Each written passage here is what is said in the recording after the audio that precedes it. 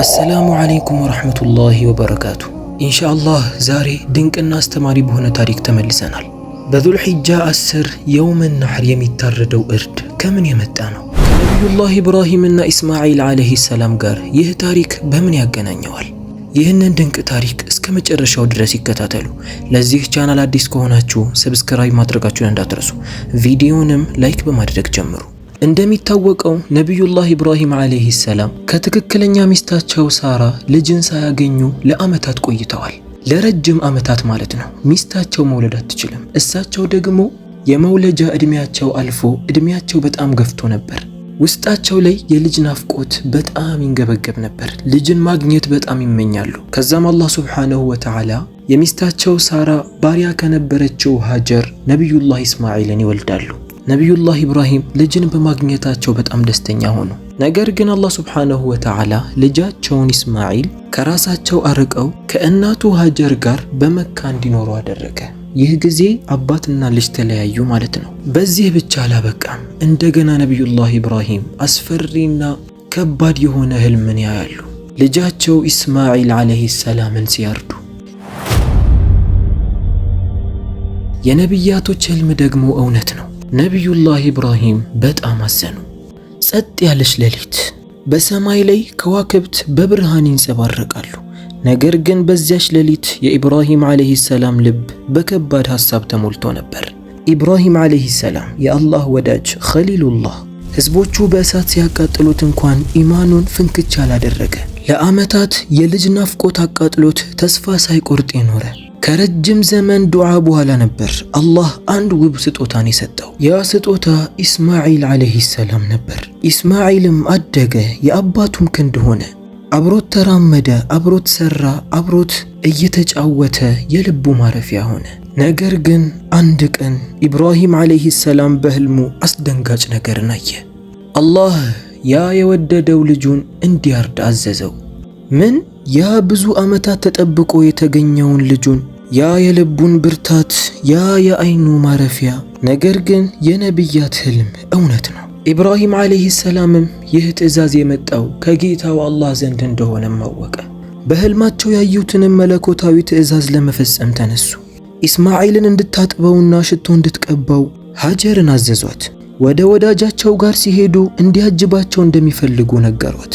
ለኢስማዒል አለይሂ ሰላም ደግሞ ወደ አላህ መቃረቢያ መስዋዕት ልፈጽም ነውና ገመድና ቢላዋን ያዝ አሉት። የሚሄዱበትን ዋና ዓላማ ለሀጀርም ሆነ ለልጃቸው ኢስማዒል መጀመሪያ ላይ አልነገሯቸው። ዛሬ በሐጅ ሥርዓት ላይ ከሚቆምበት አረፋ ድረስ አብረው ተጓዙ።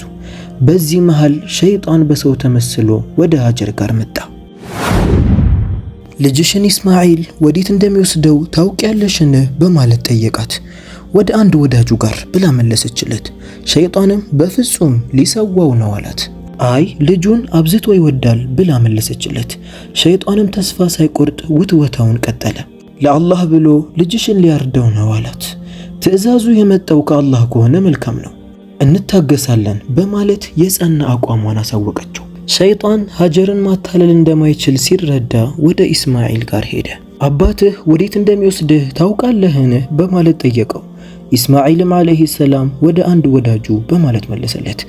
ሸይጣንም አለው በፍጹም ይዞህ እየሄደ ያለው ሊሰዋህ ነው፣ አላህ ያርድህ ዘንድ እንዳዘዘው ያምናል አለው።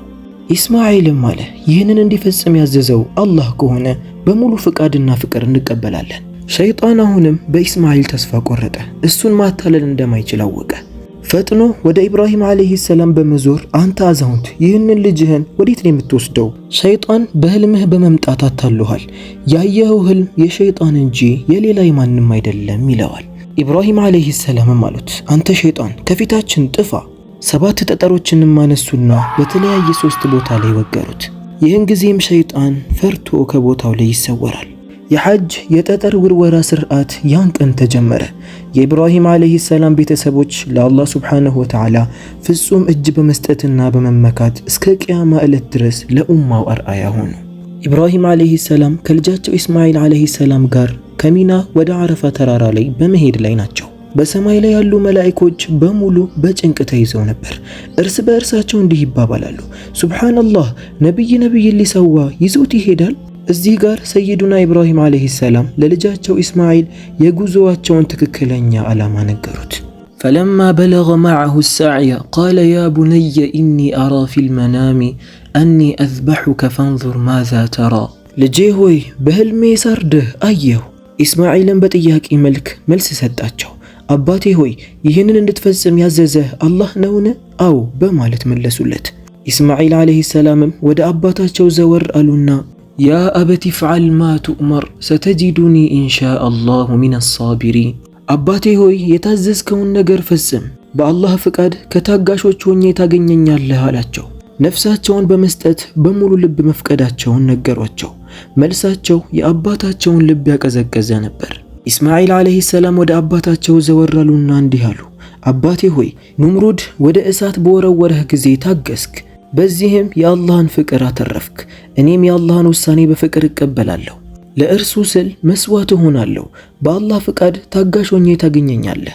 ካንተ ተለይቼ ወደ ጌታዬ እሄዳለሁ። ከዓለማዊ ጣጣም እርቃለሁ። ከአላህ ጋር እገናኛለሁ።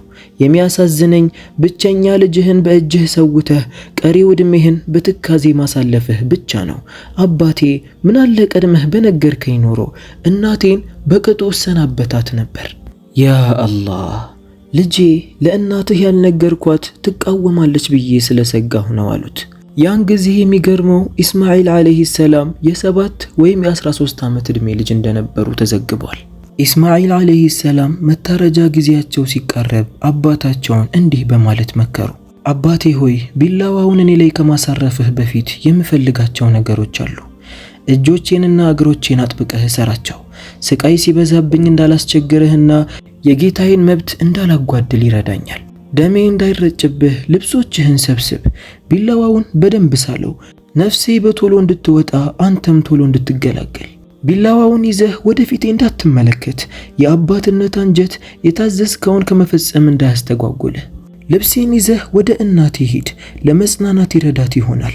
ልጅሽ ሸፊዕ ሆኖ ወደ አላህ ሄዷል በላት። ሱብሓነላህ።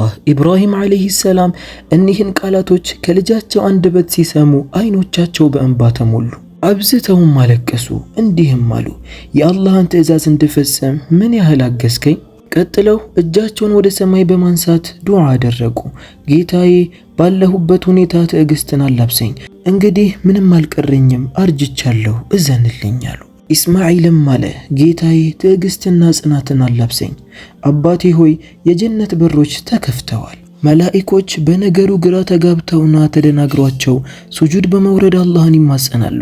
ጌታችን ሆይ ነብይህ ያንተን ፍቃድ ሊሞላ ለመስዋዕት ተጋድሟል፣ እዘንላቸው ይላሉ። ኢስማዒልም ቀጠሉና ለአባታቸው ፍጹም ታዛዥነታቸውን ለመግለጽ ጽናታቸውን ለማሳየት እንዲህ አሉ። አባቴ ከፍቅር ማሳያዎች አንዱ አለመዘግየት ነው። በላ የታዘዝከውን ቶሎ ፈጽም። ኢብራሂም ዓለይሂ ሰላምም ኢስማዒልን አጋድመው ውድ ልጄ እንግዲህ የውመል ቂያማ እንገናኝ፣ በትንሣኤው ቀን ዳግም አገኘሃለሁ አሉትና ቢላዋውን አጥብቀው ይዘው ወደ ኢስማዒል አንገት ሰነዘሩ። በዚያችው ቅጽበት አላህ ሱብሓነሁ ወተዓላ ጅብሪልን አዘዘው፣ ፍጠን ቢላዋውን ገልብጠው። ጅብሪል ቢላዋው የኢስማዒልን ዓለይሂ ሰላም አንገት ከመንካቱ ገለበጠው። ኢብራሂም ዓለይሂ ሰላም እንደገና ቢላዋውን አጥብቀው ይዘው ለመሰንዘር ሞከሩ፣ ግን መቁረጥ አልቻሉም። ቢላዋው እጃቸው ላይ እንዳለ ተገለበጠ። አላህ ሱብሓነሁ ወተዓላም እንዲህ አለ፣ ፈለማ አስለማ ወተለሁ ሊልጀቢን ወናደይናሁ አን ያ ኢብራሂሙ ቀድ ሰደቅተ ሩእያ ኢና ከዛሊከ ነጅዚል ሙሕሲኒን። ኢብራሂም ዓለይሂ ሰላም ራእዩን ተቀብሏል፣ ከልብ ማመኑንም አረጋግጧል። ቀጠለና በአላህ ሱብሓነሁ ወተዓላ ትዕዛዝ መሰረት ጅብሪል ዓለይሂ ሰላም ተክቢራ እያደረገ ከጀነት የሆነች በግን ይዞ ከተፋለ። አላሁ አክበር አላሁ አክበር። ኢብራሂም ዓለይሂ ሰላምም ተክቢራውን ሲሰሙ እንዲህ በማለት ተቀበሉት፣ ላኢላሃ ኢላላህ ወላሁ አክበር። ኢስማዒል ዓለይሂ ሰላምም እንዲህ በማለት ተክቢራውን ሞሉ፣ አላሁ አክበር ወሊላሂል ሐምድ። አባትና ልጅ በምስጋና ተሞልተው ወደ ቤታቸው ተመለሱ። እናታችን ሀጀር ኢስማዒልን ዓለይሂ ሰላም እቅፏ ውስጥ አስገባቸው፣ ወደ ደረቷም በኃይል አስጠጋቸው። ሱብሓነላህ፣ ይህ ድንቅ ታሪክ ትልቅ መልእክት አለው። አላህ ደምን አይፈልግም። አላህ ስጋንም አይሻም። አላህ የሚፈልገው ቢሆን እውነተኛውን የልብ ተገዥነት ነው። ይህን ሲናገር አላህ ሱብሓነሁ ወተዓላ በተከበረው ቃሉ ላይ ለን የናለ ላህ ልሑሙሃ ወላ ዲማኡሃ ወላኪን የናልሁ ተቅዋ ሚንኩም። የአባታችን የነቢያቶች አባት የሆኑት የነቢዩላህ ኢብራሂም ዓለይሂ ሰላም ታሪክ የፍቅር ታሪክ ነው። የመስዋዕትነት ታሪክ ነው። የጽናትም ታሪክ ነው። እናም ዛሬ በሚሊዮን የሚቆጠሩ ሙስሊሞች በዙልሒጃ ቀን የታረደውን በግ ሲያስታውሱ የኢብራሂምን ዓለይሂ ሰላም ታዛዥነትና የልጃቸውን ኢስማኤል ጽናት በልባቸው ላይ ያትማሉ። የዛሬው ድንቅ ታሪካችን ይህንን ይመስላል። ከታሪኩ ትልቅ ትምህርትን እንደወሰዳችሁ ተስፋ አደርጋለሁ። አላህ እኔ በተናገርኩት እናንተ በሰማችሁት የምንጠቀም ያድርገን። ቪዲዮውን ሰብስክራይብ፣ ላይክ፣ ሼር ማድረጋችሁን እንዳትረሱ። አስተያየት ካላችሁ ኮሜንት ስራ አስቀምጡልን። መልካም በሆነ ዱዓችሁ አትርሱን፣ አስታውሱን። ወቢላሂ ተውፊቅ። ወሰላሙ ዓለይኩም ወረሕመቱላሂ ወበረካቱ።